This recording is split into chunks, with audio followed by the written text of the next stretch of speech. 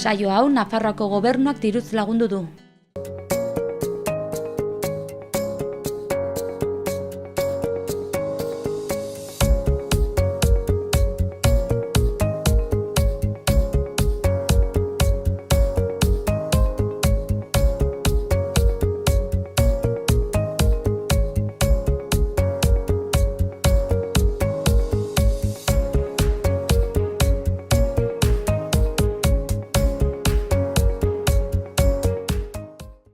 Arratsaldeon eta ongetorri egunez egun Iruñe herriko hotsak eta zaratak saiora. Azaroak 16 dugu gaurkoa ostirala.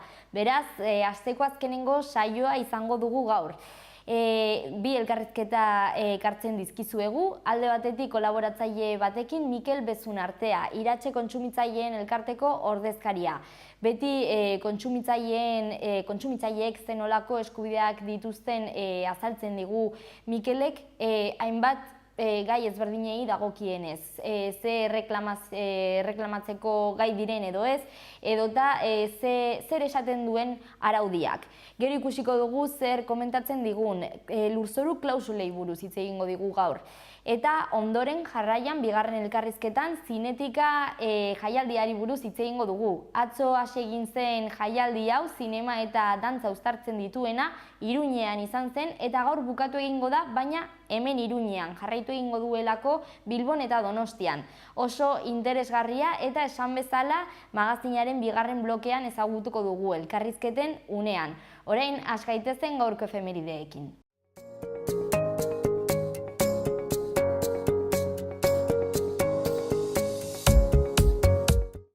Ameriketan jarriko dugu arreta.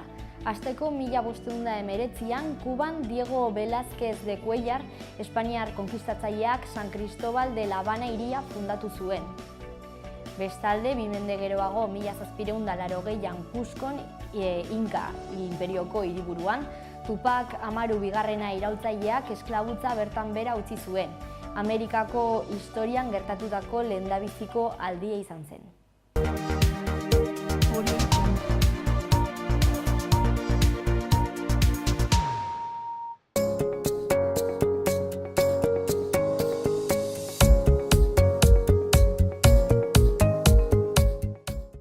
Ea zenolako titularrak utzi dizkigun egunak, azaroaren 16ak. Oio kontseilariak Lázaro Galdiano saria, Txema Madoz obras maestras eta Setras kaligrafia sonora obren argitaletxeei eman die. Argitaletxeen etorkizuna zalantzan egon arren, sortzeko kemena dutela eta hori goresgarria dela azpimarratu egin du.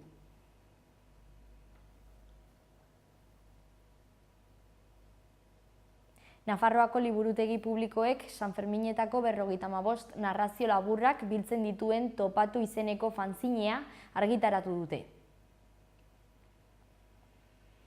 Zinetika jaialdiaren barne eta azaroaren 18 arte, Patxi Araujoren instalazioa ikusgai egongo da, Zitadelan. Nafarroako gobernuak hipoteken zerga bankuek eta kutxek ordaintzea proposatu du. Foru legearen proiektua parlamentura bidali du gobernuak zuzenean izapidetzeko eta irakurketa bakarrean egiteko. Behin onartuta, ahalik eta azkarren aplikatzearren.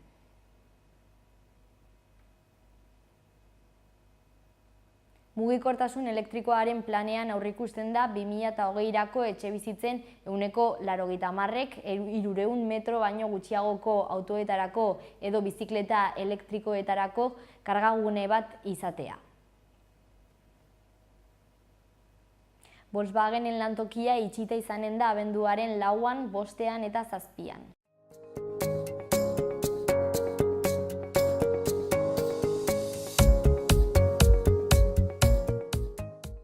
Egunkarietako azalen txanda, lehendabizi goazen Diario de Navarrara. Lerroburu nagusian hurrengoa irakurri daiteke. Foru gobernuak 751 lanpostuetako lan eskaintza publiko bat proposatu du. Horietatik 326 irakasleentzat izango lirateke. Azaleko argazkian Mexiko eta Estatu Batuak bereizten dituen harresia ageri da, migranteen karabanari erreferentzia eginez. Izenburu honek laguntzen du. Amets Amerikarratik metro batzuetara. Diario de Noticiasera pasako gara orain. titular hau nabarmendu dute. Nafarroako gobernuak lan eskaintza publiko baten proposamen arrunta egin du 751 lanpostuekin.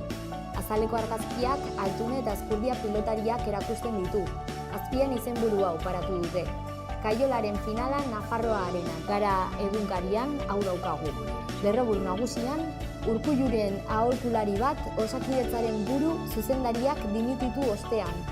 Izan ere beste gai bat paratu dute edo ipini dute azaleko argazkian.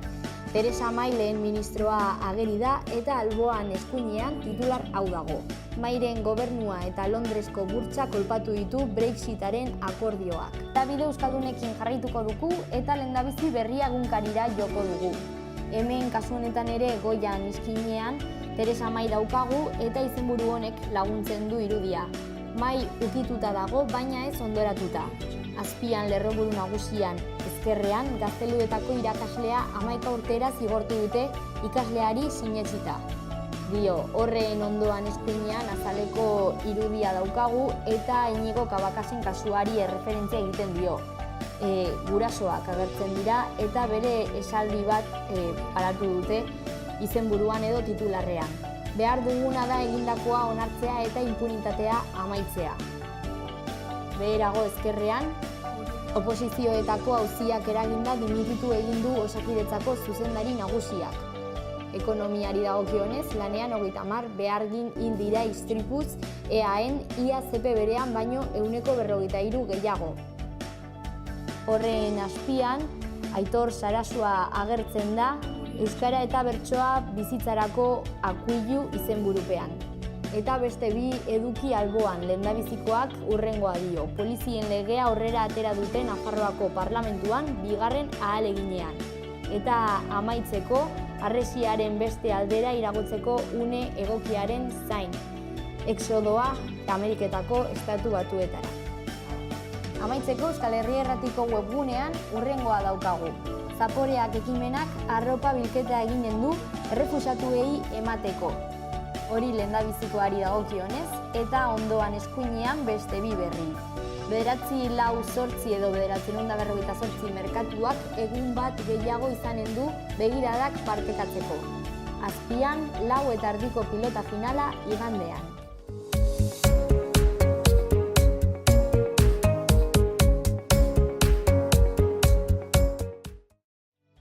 Asteburuarekin aisialdian pentsatzen gabiltza, ea zenolako agenda daukagun.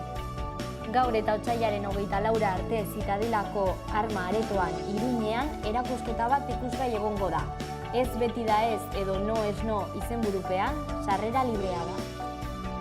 Honetaz gain, gaur eta azaroaren 25 arte Nafarroako 20 establezimendu ezberdinetan Nafarroako tortillaren 3. astea ospatuko da.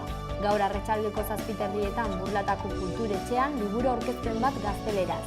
Navarra, ¿por qué no es un estado? Doakoa. Ordu erdi geroago gaur arratsaldeko 8:00 Kondestable Jauregian zinetika jaialdia bukatutzat emango da, zinema eta dantza jaialdia da eta 3. edizioa izango da eta bukatutzat hemen Iruñan, Bilbon eta Donostian jarraitu egingo duelako. Proiekzioak eskainiko dira, arratsaldeko 8:00 esan bezala eta sarrera librea izango da, Kondestable Jauregian. Gaur ere gaueko 9:30 Zentral Kafe Antzokian Dorian musika taldeak bere azkenengo lana aurkeztuko du, Justizia Universal. Sarrerak 17 euro balio du. Amaitzeko gaurtik igandera arte Baluarte Jauregian Pamplona Tatu Expo ekitaldia ospatuko da. Sarrera ezberdina da, 3 egunetan edo egun bakarrean edo egun batez soilik disfrutatu nahi izanez gero. Beraz, animatzen zaituztegu hemendik Baluarte Jauregiko webgunea bisitatzera.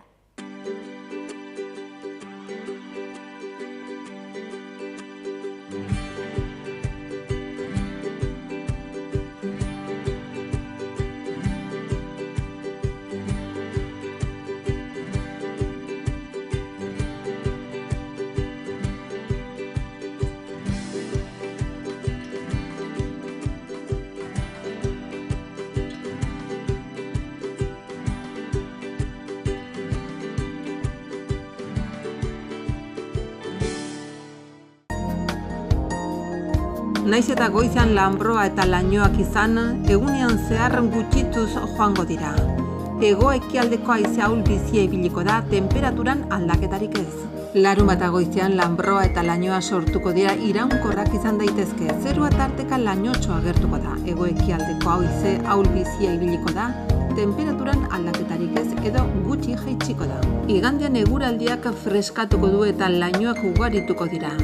Eguna lainopean emango dugu eta noizean behin euri txiki egin dezake, bereziki egunaren bigarren partean. Lainoak denetara zabalduko dira eta arratsaldean barnealdeko zenbait txokotan tantaren bat edo beste bota dezake.